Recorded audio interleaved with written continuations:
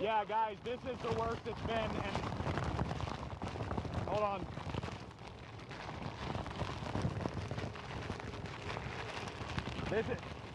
This is by far the worst it's been right now. I don't know what these wind speeds are, but they are not anything I've experienced, and I've been through a lot of storms. Right now, we just came over here to just show you. We just came over here to just show you that the storm surge is getting worse and worse. But as we walked over here to show it to you, these wind gusts are intense. The wind is incredibly strong right now, just almost holding me up as I lean there. And that driving rain coming in, pelting us as we continue to ride out this wall. We showed you down the road. We went down Highway 1 a little bit, showed you that storm surge, and it's just not letting up. The wind is kind of going. This is the strongest the wind has been combined with the rain. It is definitely picking up. You can definitely feel it.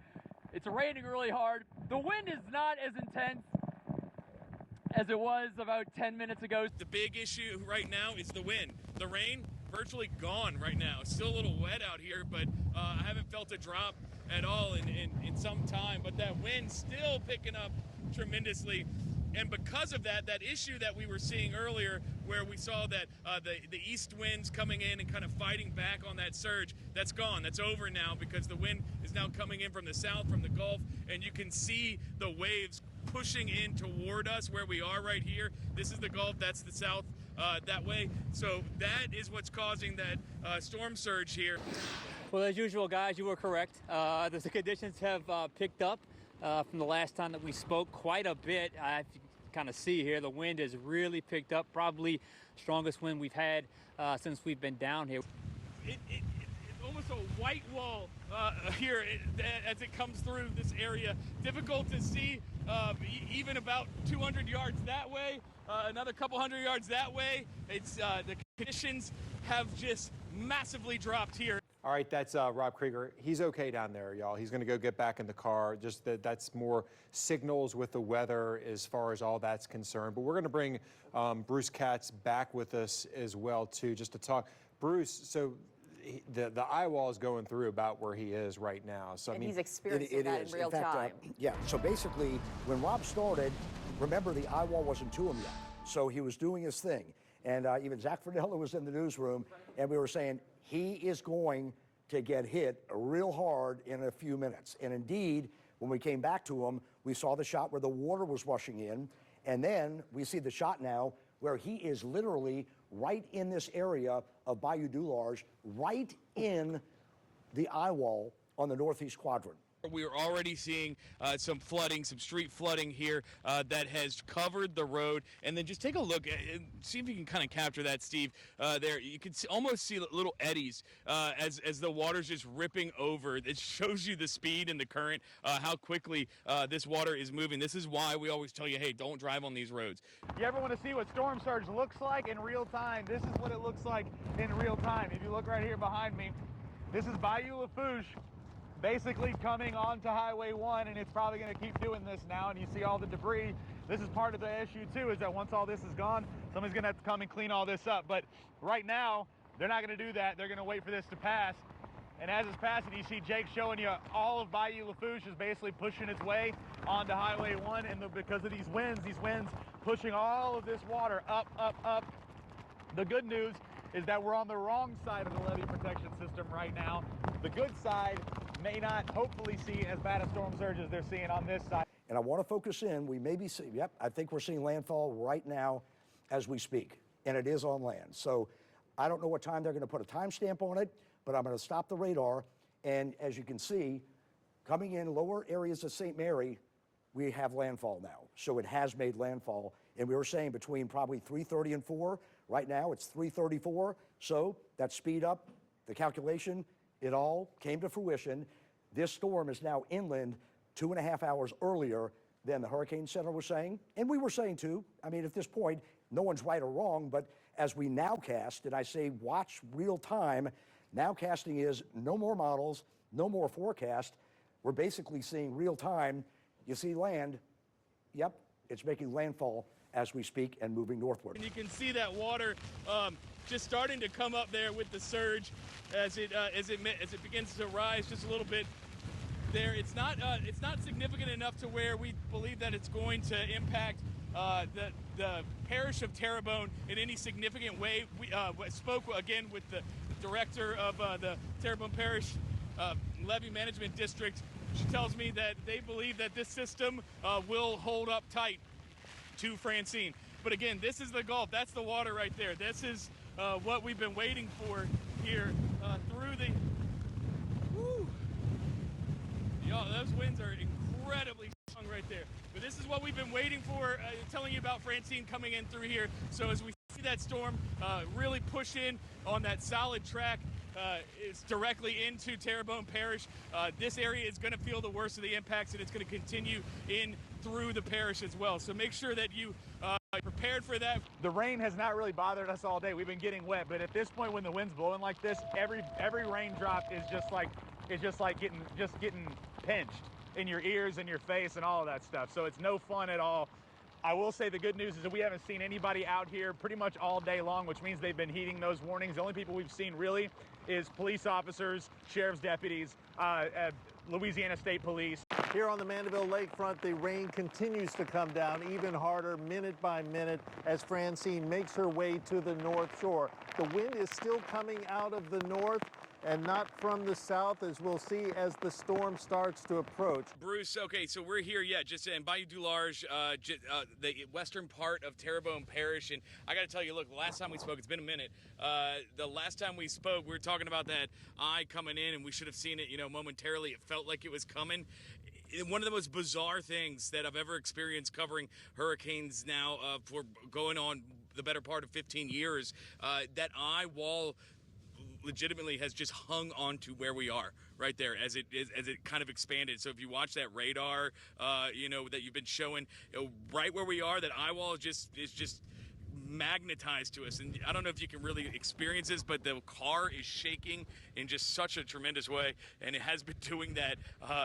It's almost like as if it's become more powerful as we've gone along. We still are waiting for that actual eye to come over us and give us a little bit of relief. We were excited at one point to show you. You look beyond there. We're inside the car right now again. So if you look beyond what you're looking at right now, that we saw daylight there that way a short time ago. It seemed as though the eye was coming over us, and then pretty much it disappeared. So it's been this way for the better part of the last half hour or so, as we've been waiting for this eye to open up over us. It kind of keeps teasing us in a way where it feels like it's going to happen, and then it doesn't. So it's one of those situations where I'm confused. It's confusing to an extent, because we expected to see these conditions change, but we're not seeing that now. But now we are seeing the wind, though, coming up now from the south, directly pushing up north. So what you're seeing, and Steve, if you can reach over me here, and you can see that water there is now beginning to push up northerly toward the Terrebonne Parish, toward Houma, toward Terrio. So this is the interior part of the levee protection system there. So all of that water, but it almost seems as though all that water that had built up in this area is now gone. I couldn't have walked down there where that pumping station is earlier, and now it's dry as the winds are just shoving that water up to the northern part of Terrebonne Parish. So as far as the levee protection system is concerned, I'm going to roll this guy up. As you can see, the car is legitimately rocking right now. The levee protection system keeping that surge out. The wind now blowing that water in. That back flooding that we were experiencing earlier is now going to push up. So all those folks in Terrebonne, the northern part of the area going in toward Houma, Terrio, Bayou Sally, Chauvin, those areas, make sure that you're keeping a close eye on it. Even if you think that eye's coming, we're not over yet. We're not out of this quite yet. Thankfully, that fast-moving storm, though, keeping any sort of training rain from really starting to batter those areas and flood those areas. But Bruce, I want to talk to you about this, Sure. And maybe you can give us a little insight to it. We thought that eye was coming, but it seems as though the eye wall has just trained over us, as if it's watching Fox 8 and it wanted to, make sure that we couldn't get out of the car. No, right. The problem is it was moving out, and you said, and during that last live shot, we were actually seeing it brighten up. It was settling down a little bit, and then it retrained back over you. So you're back now, seeing on the back end now. Something interesting that you're seeing. So yes, you're getting that training back over, but as you mentioned, the wind is just incredible with our topography here, because we have, rivers on the North Shore, we've got, the lake, we've got the Gulf of Mexico, and a lot of times when we have a strong wind in a direction, it'll flood an area.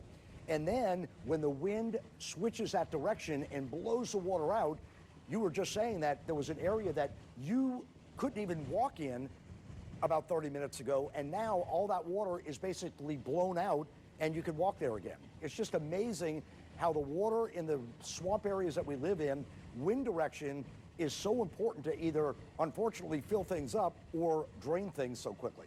We're live here in Jean Lafitte, where all morning the preparations have looked a lot like this, similar to last night. It's sandbag, sandbag, sandbag city over here in the town. And take a look at this operation. I mean, they've really gone assembly line. They've figured this one out. Hey, Lee, Meg, the wind and rain starting to pick up here in St. John Parish. We are at the Sheriff's Office training facility. I have the building sort of bracing and blocking some of the wind for me, and but you can see the wind is definitely picking up. You can, as we zoom into the trees over there, you can see how the wind is sort of whipping those limbs around. Just look at what's happening here. You can see what looks like this churning of water. I'll explain that. It appears to be the pumping system. It's actually pumping water out from the interior of the protection system and then pumping it back out to try and clear out some of that potential localized street flooding that we've experienced. But this wind really is a tremendous amount of wind. I've got my photographer, Steve Wolfram, here with me right now. He was with me during Hurricane Ida as we rode out that storm, and we experienced similar type winds, obviously not much greater during Ida, but right now, as we heard Bruce talking about, those winds upwards 90 miles an hour, gust 100. Steve's just wiping off the camera for us right there. But the rain isn't it's driving, but it's not intense. It's not a ton of rain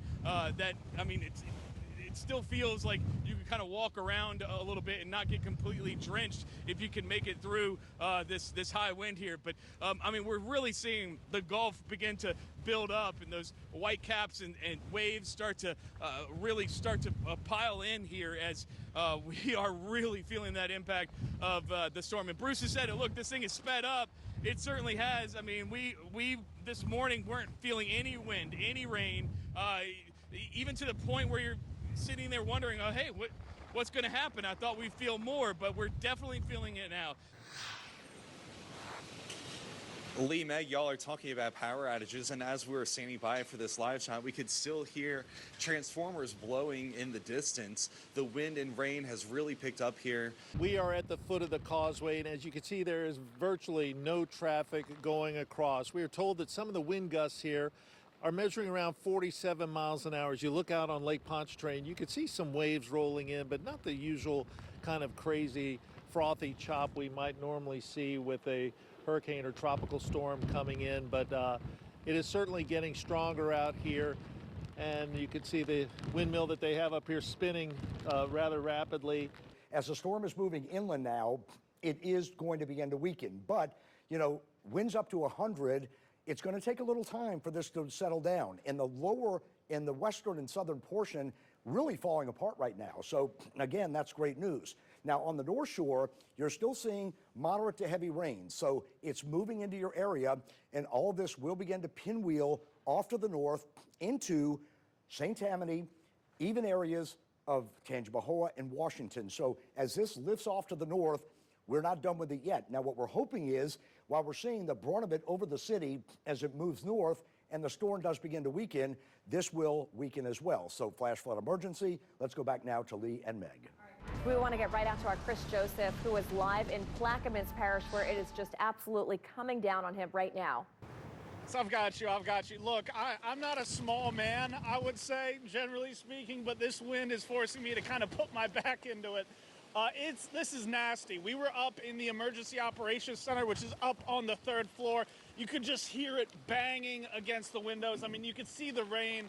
You could just, put it against the sign there. You can see how it's coming down sideways. The good news is in Plaquemines Parish, other than just how obscenely nasty this is right now, having spoken with the folks up in the EOC, they tell me no major injuries, no major damage. So excellent news on that front.